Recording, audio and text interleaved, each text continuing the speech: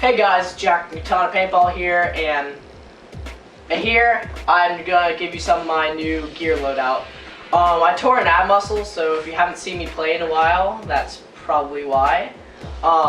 So I took the time to buy a whole gear loadout, so when I get to play again back in maybe mid-September-ish, then I'll be out to play. So the rotor's gone, and I traded the rotor straight for this deadly wind barrel for my ego with two different freak inserts. The one in now is a 695 and I have a 687. 695 is a little bit huge of an overbore, but overall it'll still work on splatter park paint, and then the 687 depends on what type of paint I use, because if I use older paint, the 687 doesn't work. So that's kind of why I like to have the 695. I'm looking to get some new inserts, so if you have any, that's why. Also, before that, I got an HK backpack and a couple t-shirts. Like here, it's my Geo shirt. So that's going to be good. So what's good about having an overbore, especially with the 695, is splatter park paint doesn't work as well with a underbore like a 687. 689 or more is easily what you need. But especially for older paint, sometimes I don't use a full case, or sometimes renters are nice and give me some bags of paint. Or paint they don't use, and if I don't use that till the next time I go, it will be a little bit before I play. So you'll need a bigger bore for that. And this barrel is light. Like, the only thing that's metal on this is the back and a little bit of the inside where we put the bore in, but not that it's just lighter, but the pivot point, instead of being all steel, so you have to move it around, you can just snap, because all the pivot point is here, which means everything else just flows freely. It's very, very nice. Well, because I traded my rotor, I'm gonna need a new loader, which means got the new Virtue Spire for you guys. Honestly, I've used this loader not in a game yet because of my abs, but everything else, like first features, is awesome. I've shot a couple pods in the creek and such, but the lid is very springy.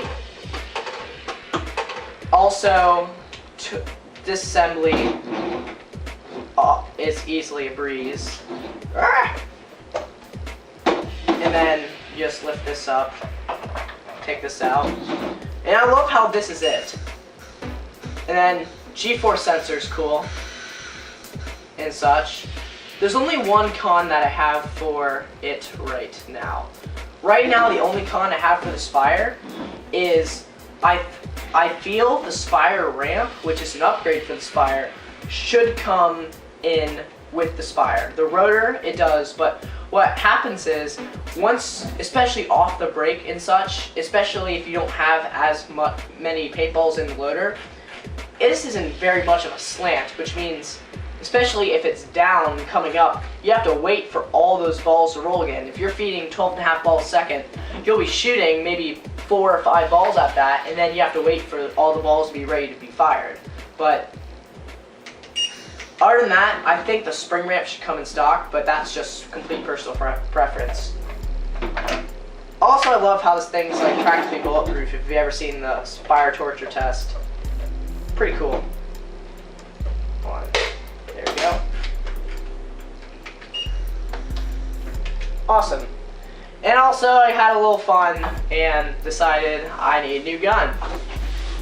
So I traded the Ego plus $50 cash for steel of this Geo 1.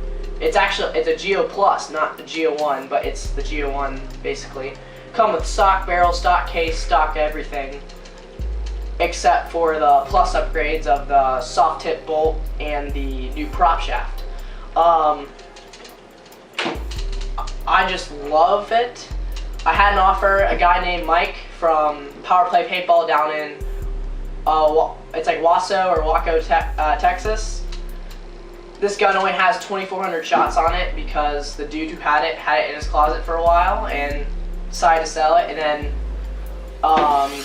Mike's like, I don't really need it, so gave me a really good price on it. I hope he's liking my ego. I remember he sent me a text saying the gun shot fantastic, but trigger feels great. Also, it has the soundboard and everything else. Like if you're in training mode, let me put training mode on. It clicks too. There we go.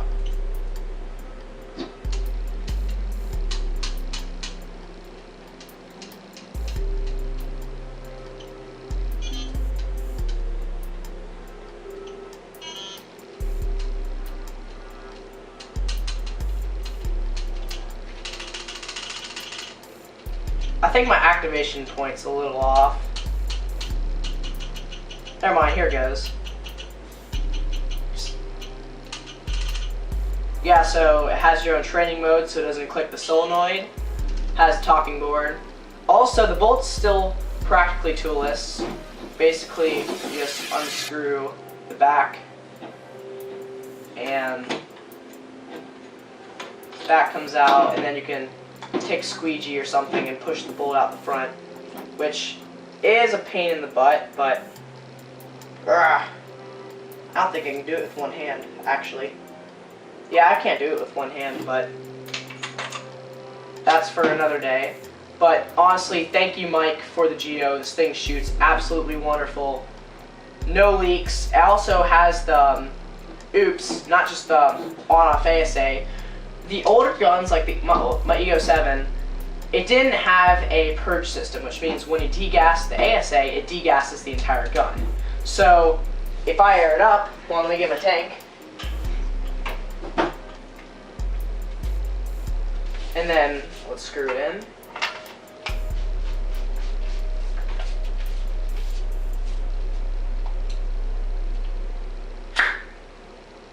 That's just the bolt seating. First of all, no leaks. If normally on my Ego, if I just degassed it, it just degassed this and I'd still have air in it. But now, hear how it takes a little bit longer than normal? It degasses the entire gun. But also, with this W barrel, oh my gosh. Hold on, oh no wonder I was spinning it the wrong way. Not only does it kind of match, your pivot point is so much lighter. Like the pivot point is just so much lighter than the stock barrel. And also you can put as many boards as you want in it. So definitely much lighter than the stock barrel. I know I said in my Empire menu video and such that I don't think a upgrade barrel will be necessary, but honestly, like lengthwise, I don't think one's necessary, but definitely look into the Deadly barrel. Very, very nice. Yeah, no leaks. Spot has the toolless feed neck, stock, so spire will fit on. Hold on, that's a little tight. There we go. So, yeah, this is a quality setup right here. Spire, 6845 Deadly Barrel, Geo Plus. Also, a lot of people say what's the difference between the Geo Plus and the Geo 1. Definitely, the only difference is the new prop shaft, which eliminates rollback, and the soft tip bolt. But it has the purge system.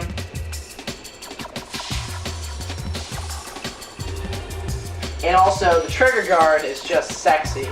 You have all the room in the world. I can put my, index finger only goes a little bit past the trigger guard. So you'll have all the room in the world to trigger play. If you have a really long trigger pull where you actually come out a little bit farther, you can do it there, even though mine's pretty short. But man, I've put at least about half a case of paint in this thing already, and it rips. So, yeah, this is my new setup. This is what I'm going to be using for the rest of the 2013 season, beginning 2014. Maybe through it, depending on what else I get. But review will be up probably after I use this thing for a bit. And yeah, if you have any questions, comment below. Once again, check out PowerPlay Paintball. There will be a link at the Facebook page and the website down in the description. Thank you, Mike, once again. And if you have any questions, comment below. This is Jack from Katana Paintball, and thank you for watching.